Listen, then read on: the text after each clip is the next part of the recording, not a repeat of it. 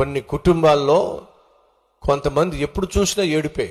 భార్య ఎంత చక్కగా వండి పెట్టినా ఆ మొగుడికి ఏమిటో ఏడుపే ఏడుపు.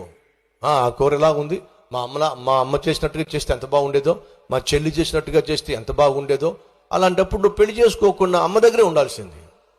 ఎందుకు పెళ్లి చేసుకున్నట్టు? భార్య వండి పెట్టింది చక్కగా తినక అక్క చేసినట్టుగా, చెల్లి చేసినట్టుగా, అమ్మ చేసినట్టుగా, పెద్దమ్మ చేసినట్టుగా, అమ్మమ్మ చేసిన అవసరం అంటారా? కొంతమంది మగవాళ్లకు ఏమి చేసి పెట్టినా సరే తృప్తి ఉండనే ఉండదు. ఏడుపు గొట్టోళ్ళు ఉన్నారు మన మధ్య. అలాగే కొంతమంది ఆడవాళ్లకు భర్త ఎంత కష్టపడి సంపాదించినా, ఎంత తీసుకొచ్చి పెట్టినా ఏడుపే ఏడుపు. ఒక నస. ఎప్పుడు చూసినా ఏడుపే, ఎప్పుడు చూసినా అసంతృప్తి. అది లేదు, ఇది లేదు, ఇది లేదు, అది లేదు. అసలు నిన్ను పెళ్లి చేసుకోకుండా ఉన్నా చెప్పండి, అదన్నమాట బాగుండేది. ఏడుపు కొట్టు మొఖాలు భర్త కావచ్చు, భార్య కావచ్చు, మంచి మొఖాలు కావు ఇవి.